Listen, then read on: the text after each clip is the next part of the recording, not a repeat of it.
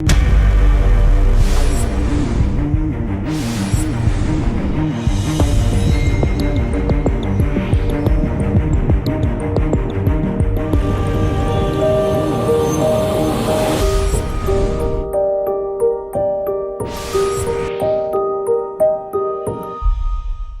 علیکم ناظرین، پروگرام پیسروں کے ساتھ میں حفظ الایوبی۔ ناظرین، حکومت نے IMF کی شرائط پر 170 ارب روپے کا منی بجٹ پیش کر دیا ہے۔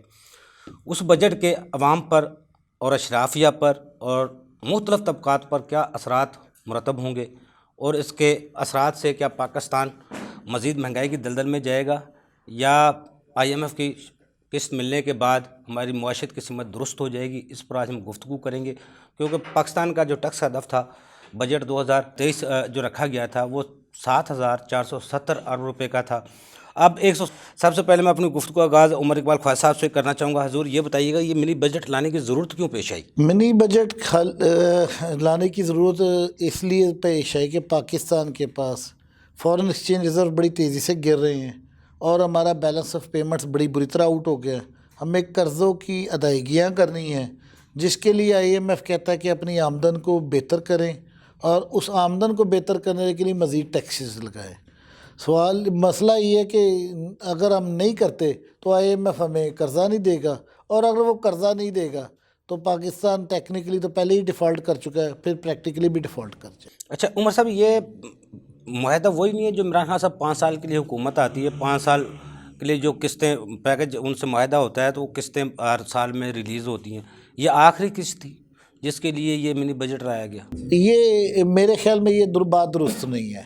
یہ وہ معاہدہ نہیں جو عمران خان صاحب نے انیشلی 2019 میں IMF کے ساتھ کیا تھا۔ انفیکٹ عمران خان نے جو معاہدہ کیا تھا اس کی تو 30 جون پچھلے تک ختم ہو جانی تھی، آخری قسط بھی مل جانی تھی، جو مل چکی ہے۔ یہ ایک ایکسٹینڈڈ پروگرام ہے جو اس حکومت کی ریکویسٹ پر اس معاہدے میں 1 سال کی توسیع کی گئی تھی۔ اور مسئلہ یہ ہے، یہ جو بار بار حکومت کہتی ہے کہ معاہدے کی شرائط عمران خان طے کر کے، یہ بات بالکل غلط ہے۔ یہ 170 ارب کے ٹیکس کو عمران خان طے کر کے گیا تھا۔ عمر صاحب، ویسے دیکھا جائے جب 2021 اور 22 کا جو بجٹ پیش کیا گیا تھا، جس میں ٹارگٹ 5,829 ارب روپے کا رکھا گیا تھا، تو وہ عمران خان صاحب نے اس بجٹ کو انکریز کر کے 6,150 ارب روپے کا کر دیا گیا تھا، اور وہ جو پیٹرول پہ سبسڈی دی گئی، بجلی میں رعایت عوام کو دی گئی، وہ جو ٹیکس ہدف بڑھایا تھا اس پہ عوام کو IMF کو انہوں نے حکومت نے ایگری کیا تھا، جس کے شوکت ترین صاحب بھی وضاحت کئی دفعہ کر چکے ہیں۔ اس کا مطلب IMF سے کوئی ناراضگی تو نہیں تھی پاکستان تحریک انصاف کی حکومت سے IMF کی؟ نہیں، یہ تھوڑی سی اس میں وضاحت میں کر دوں کہ ناراضگی تو تھی، لیکن انہوں نے اس کو سمجھانے کی کوشش کی تھی کہ ہم نے یہ جو سبسڈی دی ہے ایکسیس کلیکشن کے اگینسٹ دی ہے۔ 5,870 کی بجائے 6,200 ارب اکٹھا ہوا تھا، 6,150 کے۔ اور اگر 30 جون 2022 کی میں بات کروں تو اس میں جو سبسڈی تھی اس کی مد میں صرف 24 یا 30 ارب روپیہ ڈیفیسٹ تھا۔ تو انہوں نے ان کو بتایا تھا کہ یہ 300 ارب روپیہ ہم نے اپنے ریونیو کو بڑھا کر وہاں سے اس کو میٹ اپ کیا ہے۔ اصل مسئلہ جو سمجھنے والی بات ہے، مجھے تو اس حکومت کی موجودہ حکومت کو آئے بھی 9-10 ماہ ہو گئے ہیں۔ یہ 2023 کا جو انہوں نے بجٹ پیش کیا تھا PDM کی حکومت نے، اس میں سے 1,519 ارب روپے کی سبسڈیز تھیں عوامی، جو عوام کے لیے ریلیف دیے جاتے ہیں، جن میں سے 815 ارب روپے کے ریلیف ختم کیے گئے تھے بجٹ میں۔ یہ بھی اب 170 روپے کا جو ارب کا جو بجٹ آیا، اس میں بھی کوئی سبسڈیز ختم کی گئی ہیں؟ دیکھیں، یہ 170 ارب کے تو ٹیکسیشن میئرز ہیں، اس کے علاوہ ایکسپورٹ اورینٹیڈ سیکٹرز کو حاصل استثناء بھی ختم کر دیے گئے ہیں۔ تو اگر دیکھا جائے تو اس کا تو کل امپورٹر کے لیے کہ ایکسپورٹر کے لیے؟ ایکسپورٹر کے لیے۔ اچھا، ایکسپورٹ والوں کو سستی بجلی ملتی تھی، ایکسپورٹ والوں کو ڈیفرنٹ ریبیٹس ملتے تھے، وہ سارے کے سارے اس کے اندر اس کو نہ کرنے کی کوشش کی گئی ہے۔ تو اس کا تو نیٹ امپیکٹ 400 ارب روپے کا آئے گا۔ یعنی کہ یہ 170 روپے صرف ٹیکسیشن سے پورے کیے جائیں گے، اور جو وہ استثنا ختم کیا گیا اس سے بھی 200-250 ارب روپے کا فرق پڑ جائے گا۔ اس کا مطلب پھر مہنگائی کا جن جو آئے گا وہ عام آدمی اس سے متاثر ہوگا کہ جس طرح حکومت کہہ رہی ہے لگژری آئٹم پہ ہم نے لگایا 170 ارب روپے کا ٹیکس اشرافیہ کے لیے۔ اب دیکھیں، یہی بات بڑی اس میں مہنگائی کی تو بڑی شدید لہر آئے گی۔ اس کی وجہ یہ ہے کہ مہنگائی دو طرفہ ہے پاکستان. موڈیز ایک ایجنسی ہے جس نے کہا تھا 33% مہنگائی اس سال میں متوقع کی جا رہی ہے. سر اگر تو دیکھا جائے تو پچھلے سال کے مقابلے میں چیزوں کی اگر ایک ایگزیکٹ سال میں تو اس وقت تو 45-50% قیمتیں بڑھ چکی ہیں. پاکستان کو مصیبت یہ ہے، آپ اس کو سمجھنے کی کوشش کریں، اس حکومت کی پالیسیز کی وجہ سے ڈالر بے قابو ہوا ہے، اس سے 35% روپیہ نیچے چلا گیا ہے، اور مہنگائی 15% اس میں ڈالے تو لوگوں کو تو 50% کی مار پڑ چکی ہوئی ہے. آپ کی جتنی چیزیں ہیں زیادہ تر امپورٹڈ آپ خریدتے ہیں، ان کی قیمت تو 50% عمر بڑھ صاحب چکی ہے. یہاں پہ کنفیوژن ہے چھوٹی سی. اصل میں بجٹ کو لوگوں کو تھوڑا سا اپنے دیکھنے والوں کو ویورز کو یہ بتانا چاہتے ہیں واقعی جو ڈالر ہے اس کا عام آدمی سے 22 کروڑ عوام سے کیا تعلق ہے. لگژری چیزیں اگر کوئی منگواتا ہے تو وہ اپنے پیسوں سے منگواتا ہے، اس کے پاس وہ پیسے دیتا ہے. کوئی حکومت کسی کو فری تو نہیں دیتی. نہیں بالکل. اصل پرابلم یہ ہے کہ اگر خالی لگژری چیزیں آئیں نا ڈالر میں، پھر تو واقعہ آپ کی بات ٹھیک ہے کہ وہ اشرافیہ کی استعمال میں ہوگی، اور لیکن ہمارا مسئلہ کچھ اور ہے. ہم جتنا خوردنی تیل منگواتے ہیں وہ بھی ڈالر میں آتا ہے، جتنا ہم یہ گاڑیوں کا پیٹرول ڈیزل منگاتے ہیں وہ بھی ڈالر میں آتا ہے، اور آپ کی تمام جو لوکل انڈسٹری ہے اس کا خام مال بھی امپورٹ ہوتا ہے، وہ بھی ڈالر میں آتا ہے. جب آپ کا خام مال 35% مہنگا ہو جائے گا، جب آپ کا ان پٹ پٹرول کا مہنگا ہو جائے گا، جب آپ کو تمام بجلی اس پیٹرول سے بنے وہ 35% مہنگی ہو جائے گی، تو عوام کا تو برکس نکل گیا اس میں. جی عوام کا تو یہ ساری جو لوکل بننے والی چیزیں ہیں وہ بھی 35% مہنگی ہو گئی ہیں، کیونکہ ان کا جو را مٹیریل ہے.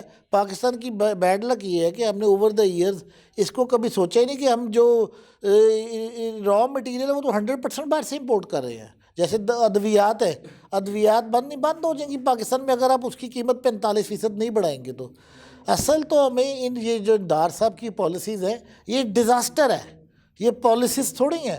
یہ ڈار صاحب کی پالیسیز کی وجہ سے اس وقت اس ملک میں پریشانی ہے، ان کی ڈیزاسٹر پالیسیز کی وجہ سے. اچھا عمر صاحب، دیکھا تو جائے تو چلو IMF کی ڈائریکشن بھی ہو یا ان کی شرائط بھی ہوں، جیسے ہم پہلے سنتے ہیں وہ انہوں نے شرائط رکھی، اس وجہ سے یہ بجٹ اتنا رکھا گیا ہے.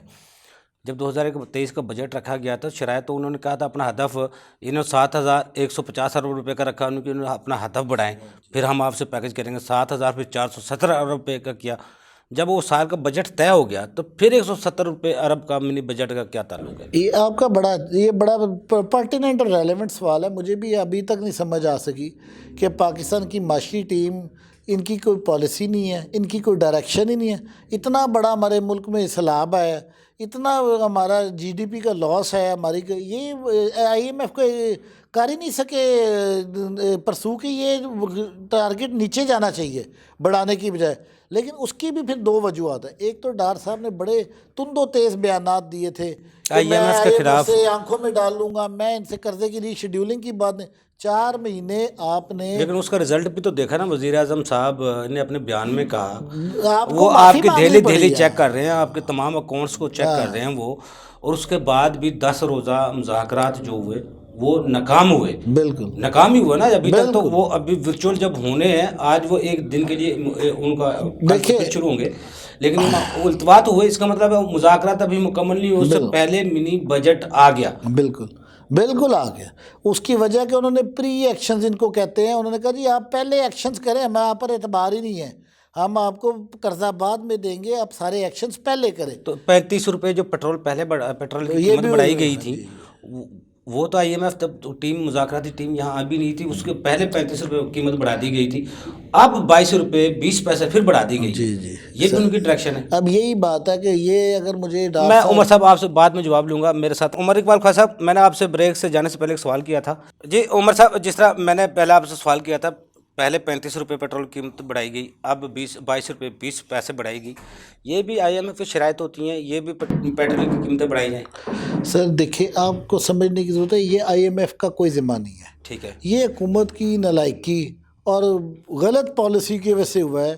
آپ کی جب روپیہ گرتا ہے تو آپ نے چونکہ تیل خریدنا ہے ڈالر میں، تو ایک فیکٹر وہ آ جاتا ہے کہ وہ پھر بھی، یعنی کہ اب اگر آپ کا ڈالر 225 روپے سے 270 پہ ہے تو وہ جو ڈالر کی قیمت میں اضافہ ہے وہ تیل کی قیمت میں ریفلیکٹ ہونا ہے. اور یہ سرین یہ کبھی بھی نہیں بڑھنا تھا. اگر 3 ماہ پہلے ہی اسحاق ڈار صاحب ڈالر کا ریٹ مارکیٹ کے حساب سے کر دیتے، اس طرح نہیں ہونا تھا. ان کی وجہ سے کیا جو ہوا، ڈالر کی قیمت انہوں نے روک کے رکھی مصنوعی طریقے سے، آرٹیفیشل طریقے سے، اس کی وجہ سے یہ اس کی وجہ سے ایک افراتفری پھیلی اور ڈالر انکریز کر کے 270 روپے پر آ گیا. اس کی وجہ سے تمام مہنگائی کی لہر تو ساری ان کی ناکام پالیسیز کی وجہ سے ہے. اس میں آئی ایم ایف کا رول ہی نہیں. موجودہ حکومت کی ناکام ترین پالیسیز کی وجہ سے اس وقت ملک میں مہنگائی کی لہر جاری ہے. اچھا عمر صاحب، ویسے آرٹیفیشل مینجمنٹ آف اکانومی کے ماہر مانے جاتے تھے اسحاق ڈار صاحب، اس دفعہ ان کو کیا ہوا ہے؟ یہ جان بوجھ کے کیا جا رہا ہے اس ملک کے ساتھ، یا دنیا میں مہنگائی ہے اس کے اثرات پاکستان کے اوپر آ رہے ہیں؟ میرے حساب سے تو یہ سارا ایک پلانڈ ہے، اس کے پیچھے کوئی سازش ہے. یہ پاکستان کی اکانومی کی اس وقت جو ابتر حالت ہے، جب آپ کے 2022 کی رپورٹ میں 6% گروتھ والا ملک جس کے $22 بلین کے ریزروز ہوئے اور ہر کاروبار چل رہا تھا، اس وقت یہ حالت ہے کہ ملک کے سارے کاروبار بند ہیں. جی یہ کیسے ایل سیز ہو نہ سکتا ہے؟ کھلنے کی وجہ سے یہ انڈسٹری بند ہو تقریباً گئی، 8-9 مہینے ٹیکسٹائل میں سیکٹر سارا متاثر سب ہوا. بند. اب چھوٹے چھوٹے جو بزنس مین کارخانے چلاتے تھے جن کی مشینری رکی وہ پریشان ہوئے. بے روزگاری ادرک عروج تھوم پہ ہے. پیاز کے 5,000 سے زائد کنٹینر، 5,700 کنٹینر وہاں کھڑے رہے. اب بھی 4,000 2,500 کی ایل سی اب تک بھی نہیں کھل رہی، ان کو وہ چیزیں نہیں مل رہی. شرائط پوری کرنے کے باوجود بھی 180 دن کی، اس کے باوجود بھی نہیں ان چیزیں مل رہی. میں سر آپ سے یہی گزارش کر رہا ہوں کہ یہ موجودہ حکومت ہے، اس کے اوپر اعتبار نہیں کر رہا کوئی بھی. صرف اعتماد اس کا جو کا پرسیپشن ہی ہے کہ یہ امپورٹیڈ ہے اور یہ تھوڑے سے کرپشن کا ان کا جو معاملہ ہے، اس کی وجہ سے دنیا ان کے ساتھ تعاون بھی نہیں کرنا چاہتی اور بیرون ملک پاکستانی بھی نہیں اعتبار کرتا. اچھا عمر صاحب، جتنا اب یہ کہہ رہے ہیں سر 170 ارب روپے کا بجٹ، یہ صرف لگژری آئٹم پر کیا گیا، لیکن کسی 30% یا 25% جس کی وہ جی ایس ٹی بڑھائی گئی ہے لگژری اشیاء پر، وہ کون سی ہے؟ یہ بڑا امپورٹنٹ ہے. پہلی بات تو آپ نے کراس دی بورڈ 17 کا 18 کر دیا، وہ تو اس بیچارے غریب آدمی نے بھی بھرنا ہے، سب کے اوپر. اچھا وہ سیل ٹیکس جو شرح 17 سے 18% کی ہے وہ تمام کے اوپر کر دی ہے، اس میں تو ایک بھی چیز کی چھوٹ نہیں دی. اس کا مطلب جتنے بھی ہم کھانے کی اشیاء ہے، ہاں پیمپر سے لے کے ہر چیز کفن تک، اس میں اس کی قیمت 17 جو پہلے فیصد تھی اب 18% ہو گئی. اور دوسری بات ہے سیل ٹیکس آن گڈز اور جن کو 25% کی ہے اس کے اندر بھی بڑی 340 آئٹمیں ہیں، جس میں یہ موبائل، یہ گھڑیاں، لیپ ٹاپ، یہ کوئی لگژری آئٹمس تھوڑی ہیں. اے سی، یہ تو استعمال کی چیزیں ہیں، یہ ان کے اوپر بھی 25% کر دی ہے، تو وہ تو ہر آدمی کے اوپر پڑے گا. پھر جو کولڈ ڈرنکس ہیں وہ امیر آدمی تو پینا ہی چھوڑ گئے ہیں، تو کولڈ ڈرنک تو سارے غریب بھی پیتے ہیں، پیپسی اور کوک ہے، اس کے اوپر 10% بڑھا دی ہے. تو یہ تو ایک مشہور ادارہ یعنی کہ لگژری اشیاء جن کا نام لیا جاتا ہے بیسکلی وہ لگژری اشیاء نہیں ہے. لگژری اشیاء یہ ہیں جو گاڑی یہاں 20 لاکھ کی ملتی ہے، جو باہر سے 8 کروڑ کی منگوانی ہے وہ لگژری ہے.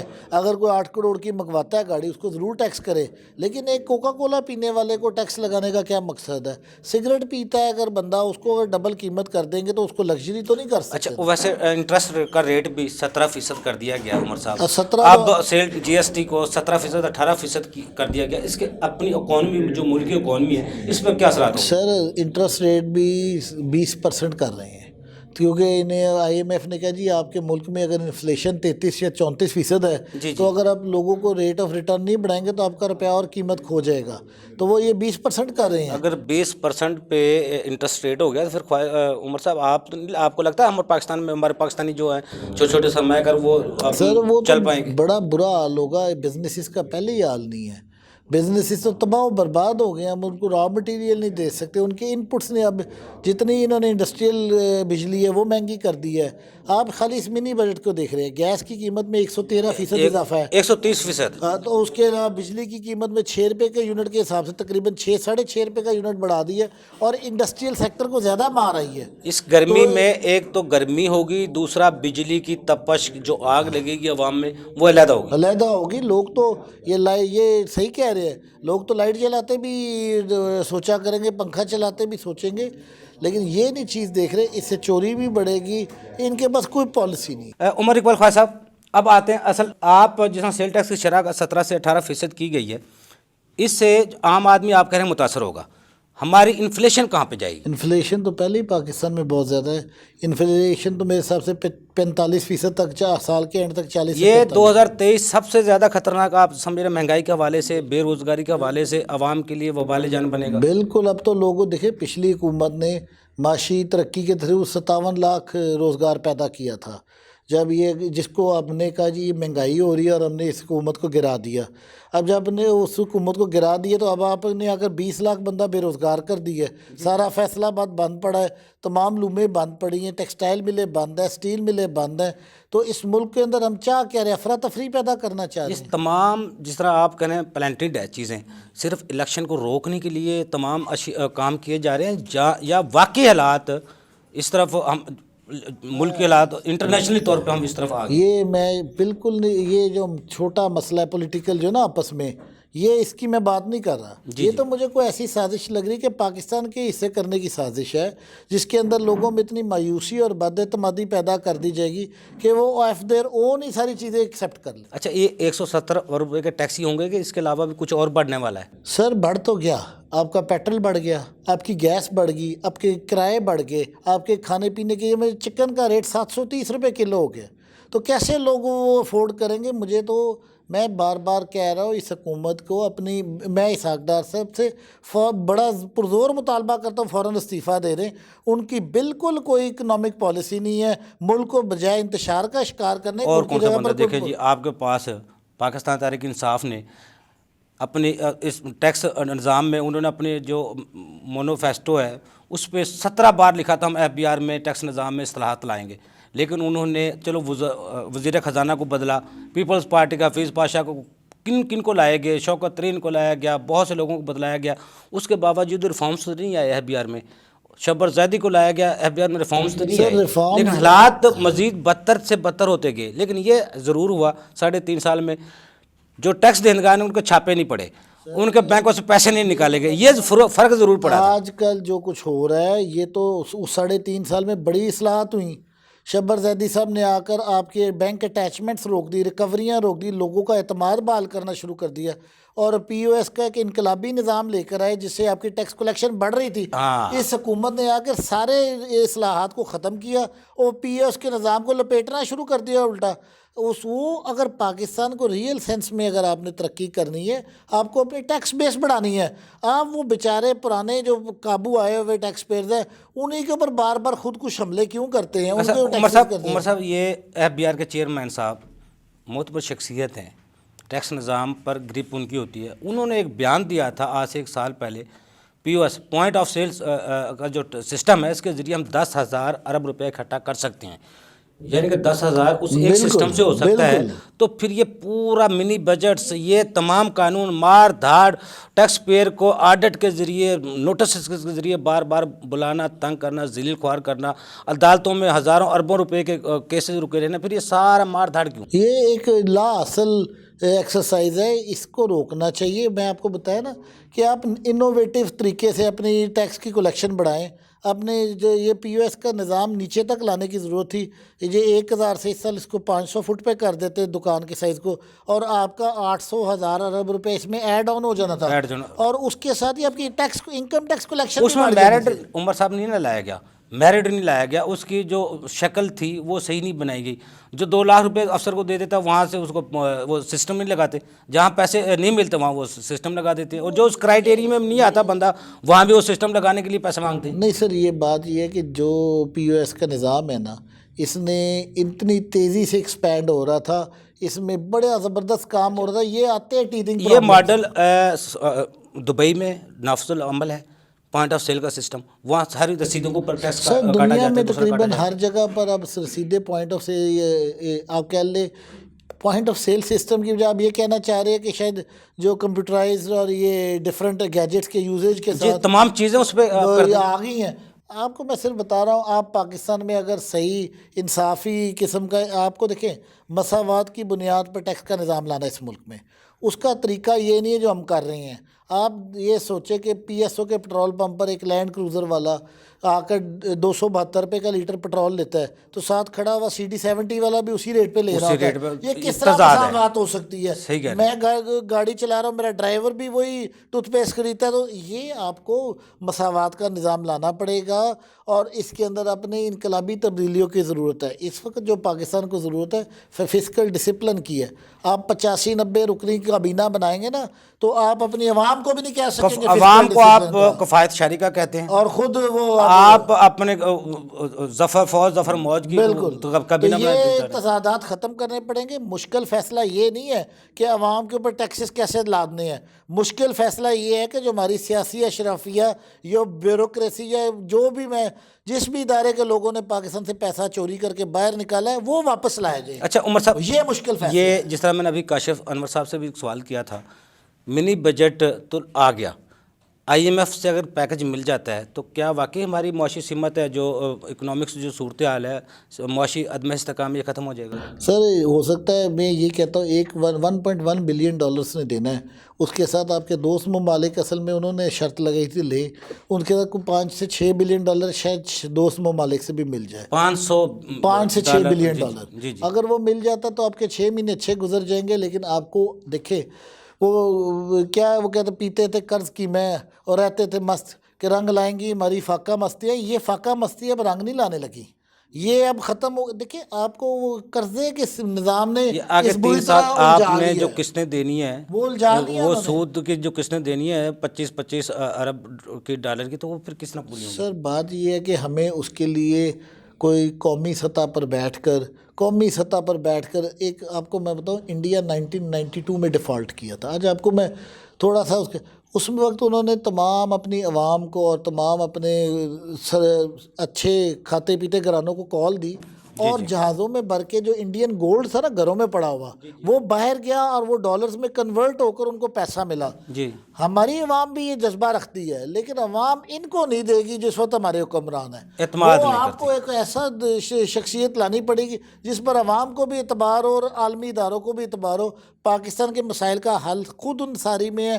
ہم اگر آج یہ اچھی پالیسیز لے تو ہم ہر سال 5 سے 10 بلین ڈالر. اچھا، ابھی زیاد رضا صاحب پروگرام میں بتا رہے تھے ریٹرن آف لون کا اکاؤنٹ کھولیں جس میں آپ اشرافیہ پر ایسے کوئی کسی سے 20 لاکھ سے جو اوپر ہیں لوگ ان پہ سے 1% لے لیں، جن کے بینکوں میں پیسے رکھیں 1 کروڑ سے اوپر ان سے 2% لے لیں. ایسے ان پہ سے پیسے لے کے جو پیسے جمع ہوں وہ ریٹرن آف لون وہ قرض کی قسطیں دی جائیں. لیکن اس سے پہلے ایک ڈیم بھی وہ ثاقب نثار صاحب نے چلایا تھا، چھوڑے آپ تو یہ اس طرح ممکن ہے؟ 1998 میں نواز شریف صاحب نے قرض اتارو ملک سوارو کی مہم چلائی تھی، تو وہ پیسہ جس کہاں میں گیا؟ لوگوں نے اربوں روپے دیے تھے اور آج تک اس فنڈ کا آڈٹ نہیں ہو سکا کہ وہ پیسہ کہاں گیا ہے. اب شہباز شریف کو کون پیسے دے گا اگر نواز شریف کے فنڈ کا فنڈ اکاؤنٹ میں 4 دن میں وہ 27 لاکھ نہیں ہو سکے؟ عمران خان صاحب نے 3 گھنٹے میں وہ 5 ارب اکٹھے کر لیے. یہ کریڈیبلٹی اہم. دیکھیں میں بالکل شاید آپ کو لگ رہا ہو لیکن میں پولیٹیکل بات نہیں کرنا چاہ رہا. ان کو بہرحال آپ کو جو ہے نا ان کو اپنے اوپر بھی وہ فسکل ڈیفیسٹ کا ذمہ دار خود بھی ہیں، یہ بھی ہیں، پچھلی حکومت بھی ہے. ان سب کو اپنا ذمہ داری لینا، اپنے باہر کے اثاثے بیچ کر پاکستان میں پیسہ واپس لے کے آئیں. آپ رضاکارانہ طور پر لائیں، ہم آپ سے کوئی حساب نہیں مانگیں گے، اس سے کاروبار بھی کریں گے، کوئی ٹیکس نہیں لیں گے، لیکن آپ کو پیسہ پاکستان لانا ہے اور اس کے علاوہ کوئی حل نہیں ہے. عوام کو کوئی ریلیف ملنے والا نہیں ہے. عمر اقبال خواجہ صاحب آپ کو بہت شکریہ.